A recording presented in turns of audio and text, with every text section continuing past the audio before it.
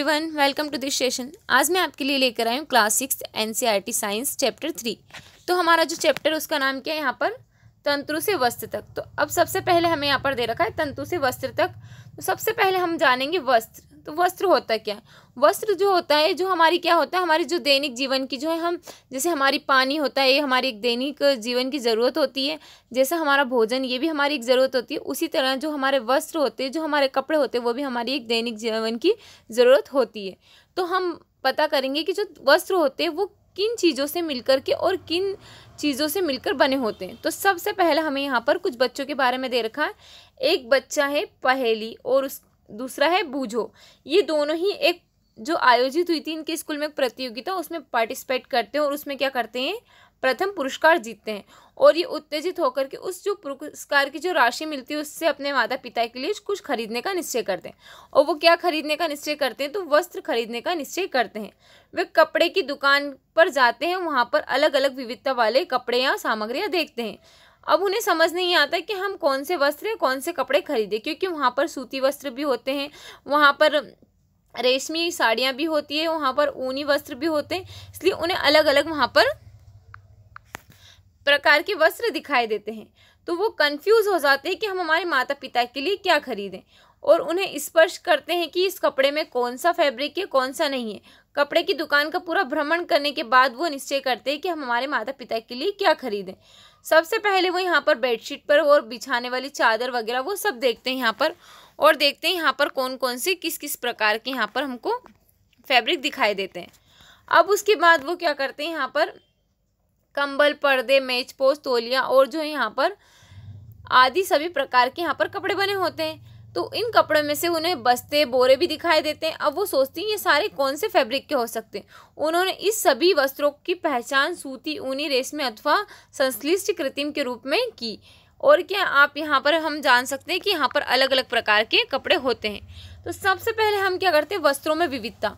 हमें वस्त्रों में विविधता यानी मतलब विविधता क्या होती है, भिन्न भिन्न प्रकार के वस्त्र या भिन्न भिन्न प्रकार के किस तरीके से वस्त्र होते हैं। अपने आसपास के हम सबसे पहले दर्जी की दुकान का भ्रमण करने के लिए बताया गया, तो हम उसके यहाँ पर जाते हैं, वहाँ पर कुछ कपड़े देखते हैं, वहाँ पर ऊनी, सूती, रेशमी वगैरह सारा सब हमें फैब्रिक मिल जाता है। वहाँ पर हम उनके टुकड़े वहाँ पर हमको देखने को मिलते हैं, हम उन टुकड़े को चेक करते हैं इसमें कौन सा फैब्रिक या कौन सा यहाँ पर वो इस्तेमाल हो रखा है, सूती है, ऊनी है या किस तरीके के यहाँ पर फैब्रिक का यूज़ किया गया है। सूती कपड़े का वही टुकड़ा चुनिए जिस पर आपने क्रियाकलाप लेबल से हमने किया था। अब सबसे पहले हमारा जो सूती होता है, सुई में धागा पिरोने के बाद हम यहाँ पर देखते हैं कि हमने एक सुई में धागा पिरोया और हमने उसको देखा, वो बहुत ही धागा जो रहता है हमारी पतली पतली लड़ियों से मिलकर बना होता है। तो सबसे पहले हम यहाँ पर किसकी डेफिनेशन जानेंगे, तंतु की। तो तंतु की डेफिनेशन क्या होती है, जो धागे की अनेक जो हमें पतली पतली लड़ियाँ दिखाई देती है ना, उनको ही हम क्या कहते हैं, तंतु कहते हैं। तंतु जैसे कि अगर आपने देखा होगा, आप अगर कोई कपड़े पहनते हो और उस कपड़े को अगर वो कहीं पर अटक जाता है, किसी कील वगैरह में लग जाता है, तो हम वो जब खिंचाता है वो कपड़ा, तो उसमें से क्या होता है, बारीक बारीक उसमें से धागे निकलते हैं और वो धागे ही क्या कहलाते हैं, तंतु कहलाते हैं। अब वस्त्र के जो तंतु है ये अलग अलग जो उससे मिलकर के बने होते हैं। अब सबसे पहले हमारा क्या होता है, कुछ वस्त्र जो रहते हैं यहाँ पर कैसे रहते हैं, सूती, जूट, रेशमी और ऊनी, ये सब क्या होते हैं, अलग अलग प्रकार के होते हैं। अब हमारे जो होते हैं यहाँ पर जैसे कि सूती, जूट, रेशमी तथा ऊनी, ये सब हमें कहाँ से प्राप्त होते हैं, हमें कहाँ से प्राप्त होते हैं, तंतु या पादप जंतुओं से हमें प्राप्त होते हैं। और ये कौन से होते हैं, सारे प्राकृतिक तंतु होते हैं। और जो हमारे यहाँ पर है रुई, हमें दे रखा है रुई, पटसन, जूट को हम क्या बोलते हैं, पटसन, पादपों से प्राप्त होने वाले तंतु हैं। जैसे कि हमें यहाँ पर ऊन तथा रेशम जंतुओं से प्राप्त होते हैं। ऊन भेड़ अथवा बकरी की कृत्रित ऊन से प्राप्त होती है। इसे खरगोश, याक तथा ऊंट के बालों से भी हम प्राप्त किया जा सकता है। रेशमी तंतु जो होते हैं हमें कहाँ से, जो रेशमी तंतु होते हैं हमें रेशम के जो कीट होते हैं, कोकून, उनसे हमें यहाँ पर इनको खींचा जाता है। तो हमें यहाँ पर अलग अलग तरीके के हमें यहाँ पर तंतु प्राप्त होते हैं। अब हम इनके बारे में जानते हैं। सबसे पहले हमें दे रखा है संश्लिष्ट। संश्लिष्ट तंतु किसे कहते हैं, ऐसे तंतु जो रासायनिक पदार्थों जिनका स्रोत करके यहाँ पर ना ही कोई जंतु का उपयोग किया जाता है, ना ही किसी पादप का उपयोग किया जाता है, ये सारे क्या होते हैं, ये सभी संश्लिष्ट तंतु होते हैं जिनको हम रासायनिक पदार्थों द्वारा उनको उपयोग में लाते हैं। जैसे कि पॉलिस्टर, नायलॉन, एक्रिलिक, ये सभी क्या होते हैं, संश्लिष्ट जो तंतु के कुछ उदाहरण हैं। अब हम यहाँ पर जानेंगे, ये हमें यहाँ पर देखो आपको दिखाई दे रहा है तागे की जो हमें यहाँ पर पतले पतले तंतुओं को विखंडित करते हैं। सबसे पहले हमें एक मोटा धागा दे रखा, फिर उसमें कुछ पतली पतली लड़ियाँ दिखाई दे रही, ये सभी क्या होते हैं, हमारे तंतु होते हैं। अब हमारे पादप तंतु, तो पादप तंतु क्या होता है हमारा, सबसे पहले हमें पादप तंतु में क्या दे रखा है, रुई। रुई ये हमें क्या होता है, रुई हमारे किस काम में आती है, बत्तियां बनाई जाती है रुई से, रजाई गादी वगैरह बनाई जाती है। कुछ रुई लेकर के हम इसका पृथक्करण करते हैं। सबसे पहले तो हम इसमें से क्या करते हैं, इसमें से कुछ पतली पतली लड़ियाँ मिलती है हमको। रुई हमें कहाँ से मिलती है, तो रुई हमें कहाँ से मिलती है, ऐसे खेतों में उगाया जाता है जहाँ पर कपास के पौधे वहाँ उगाए जाते हैं, जहाँ की जो मिट्टी होती है वो कैसी होती है, काली होती है, तथा जो जलवायु उष्ण होती है। यहाँ पर ऐसे कुछ राज्य हैं जिनके हमें नाम बताए गए हैं, वहाँ पर हमें क्या होती है, इनकी कृषि होती है। देश में कपास की कृषि की जाती है। पादप के फल या कपास गोलक लगभग नींबू की माप के होते हैं और पूर्ण परिपक्व जो है बीज टूटकर खुल जाते हैं। कपास के तंतुओं से ढके बिनोले कपास बीज को देखा जा सकता है। तो हमें यहाँ पर सबसे पहले दे रखा है कि हमें यहाँ पर कपास के पौधे दे रखते हैं, और कपास के पौधों में हमें क्या होता है, कपास गोलक होता है, वो कैसा होता है, नींबू के आकार का होता है, और उसी में से हम क्या करते हैं, उसको हम तंतु को अलग करते हैं, जो हमारे रुई वगैरह उनको अलग करते हैं, और वही क्या हो जाते हैं, हमारे रुई वाले तंतु हो जाते हैं। तो इसको हम क्या कहते हैं, कपास। अब हमारे यहाँ पर रहेगा पटसन। पटसन जो हमारे रहते हैं, पटसन तंतु किसको बोलते हैं, हम जूट को। ये हमें कहाँ से, पादपों से प्राप्त होते हैं। और ये कहाँ से हमें, जो पटसन का जो पादप है, पटसन का जो पौधा है, उसके तने से प्राप्त होता है। कहाँ से प्राप्त होता है, जो उसका तना होता है उससे हमें प्राप्त होता है। इसकी खेती कब होती है, हमारे यहाँ भारत में होती है। कब, वर्षा ऋतु में की जाती है। भारत में पटसन को कहाँ पर, पश्चिम बंगाल, बिहार तथा असम में उगाया जाता है। पटसन पादप जो फसल है उसको पुष्पन अवस्था में भी काटते हैं।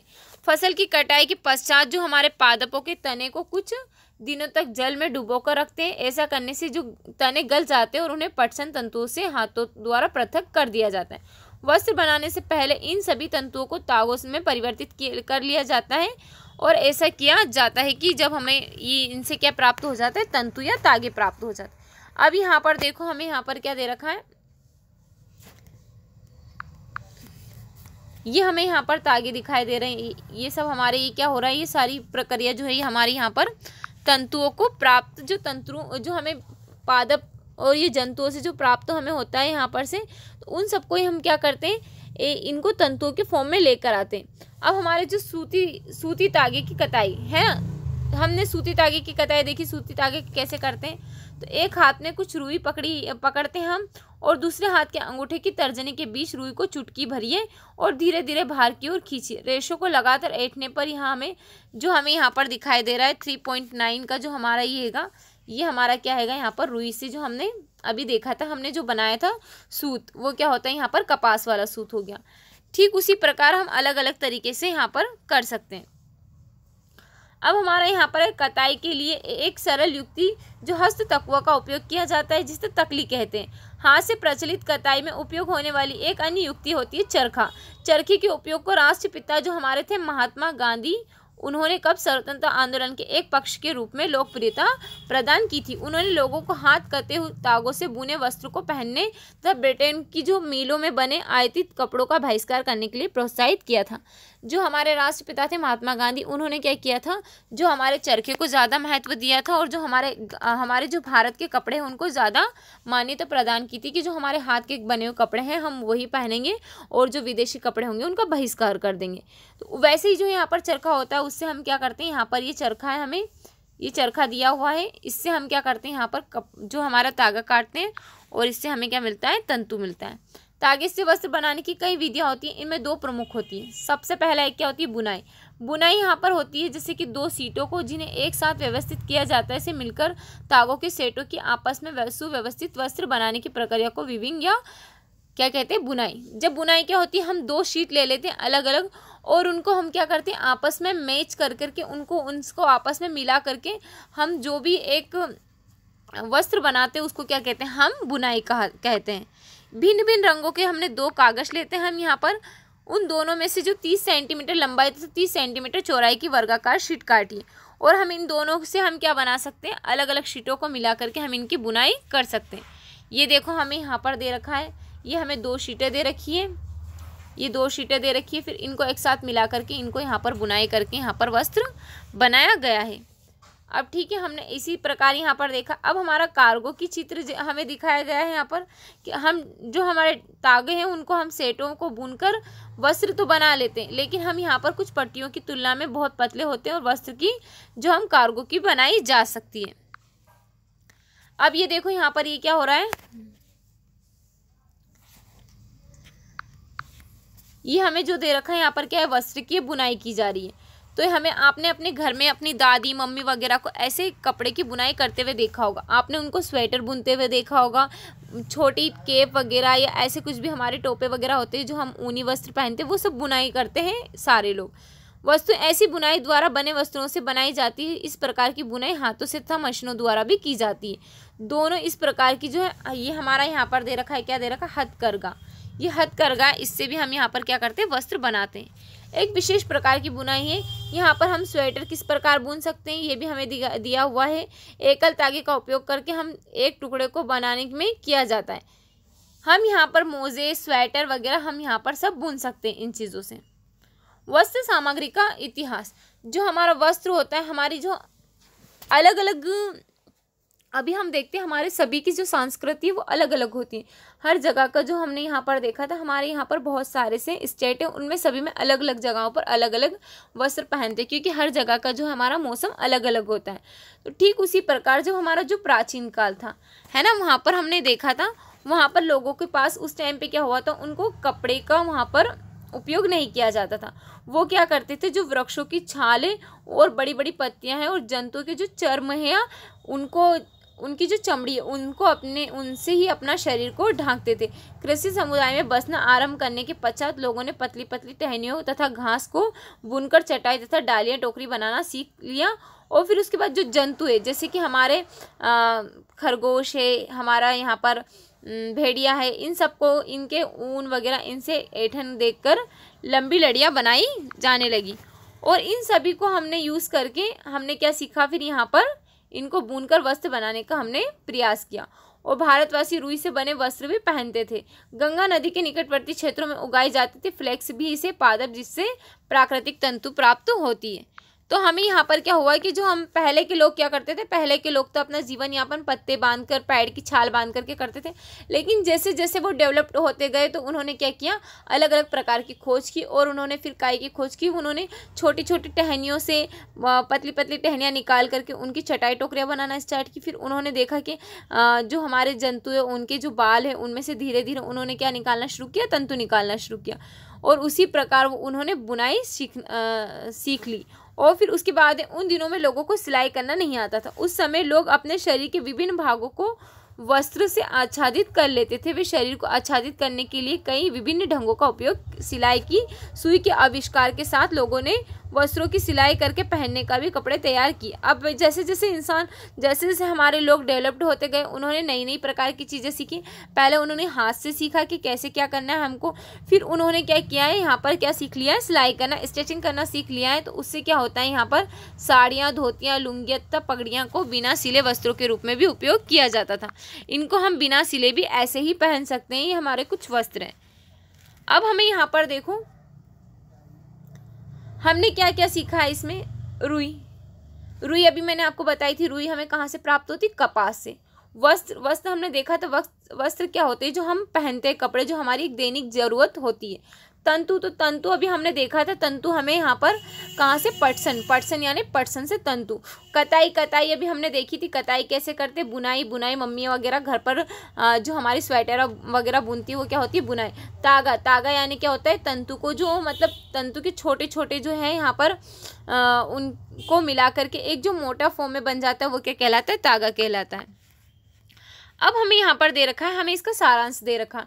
वस्त्र सामग्री अथवा वस्त्रों में विविधता होती है, जैसे कि सूती, रेशमी, ऊनी और पॉलिस्टर। वस्त्र तागों से बनते हैं जिन्हें तंतुओं से बनाया जाता है। अभी आपने देखा तंतु क्या होते हैं, बहुत बारीक बारीक लड़ियां होती हैं। जब वो एक साथ मिल जाती है तो क्या हो जाता है, तागा बन जाता है। और तो वही तागा क्या होता है, वस्त्र का रूप ले लेता है। तंतु या तो प्राकृतिक होते हैं या फिर कैसे होते हैं, संश्लिष्ट। जैसे कि हमारे प्राकृतिक में क्या हो जाएंगे, रेशम, ऊन, जूट और कुछ प्राकृतिक तंतु है। और नायलॉन, पॉलिस्टर ये सभी क्या संश्लिष्ट जो तंतु के उदाहरण है। रुई और जूट जैसे तंतु पादपों से प्राप्त किए जाते हैं। तंतुओं से तागा बनाने की प्रक्रिया को क्या कहते हैं, कताई कहते हैं। तागों की जो बुनाई है 2 प्रकार से की जाती है जिनसे वस्त्र बनता है। तो हमने इसका सारांश देखा। अब हमें यहाँ पर कुछ क्वेश्चंस दे रखे हैं। निम्नलिखित जंतुओं को प्राकृतिक तथा संश्लिष्ट में वर्गीकृत किए। हमें सबसे पहला दे रखा है नायलॉन, सेकंड दे रखा है ऊन, थर्ड दे रखा है रुई, फोर्थ दे रखा है रेशम, और यहाँ पर फिफ्थ दे रखा है पॉलिस्टर, और सिक्स दे रखा है पटसन। हमें इनमें से बताना है कौन से हमें तंतुओं से और जंतुओं और प्राकृतिक से प्राप्त होते हैं और कौन से संश्लिष्ट में वर्गीकृत करना है हमको इसको। तो हमें सबसे पहले यहाँ पर क्या दे रखा है, नायलॉन और जो हमारा पॉलिस्टर है। नायलॉन और जो पॉलिस्टर ये हमारे कैसे होते हैं, संश्लिष्ट होते हैं, जिनको रासायनिक अभिक्रिया के द्वारा बनाया जाता है। तो ये सब संश्लिष्ट होते हैं। उसके बाद जो हमारे यहाँ पर ऊन, रुई, रेशम, पटसन ये सभी क्या होते हैं, हमें तंतुओं को प्राकृतिक रूप से हमें प्राप्त करते हैं, जैसे कि हमारे जंतुओं या पादपों द्वारा हम इनको प्राप्त कर सकते हैं। तो इसलिए हमारा ये इसमें क्या होगा, हमारा इनको हमने वर्गीकृत कर दिया है ना। तो जो हमारा इसमें क्या होगा, संश्लिष्ट में आएगा नायलॉन, पॉलिस्टर, और जो हमारा प्राकृतिक में क्या आएगा, ऊन, रुई, रेशम और पटसन। अब हमारा सेकंड वाला क्वेश्चन है, नीचे दिए गए कथन सत्य एवं असत्य उल्लेख कीजिए। हमें यहाँ पर क्या बताना है, कौन सा ट्रू और कौन सा फॉल्स है। अब हमारा सबसे पहला हमें दे रखा है तंतुओं से तागा बनता है, तो यस क्या होता है, हमारा राइट होता है। कताई वस्त्र निर्माण की एक प्रक्रिया है, तो ये हमारा क्या है यहाँ पर असत्य।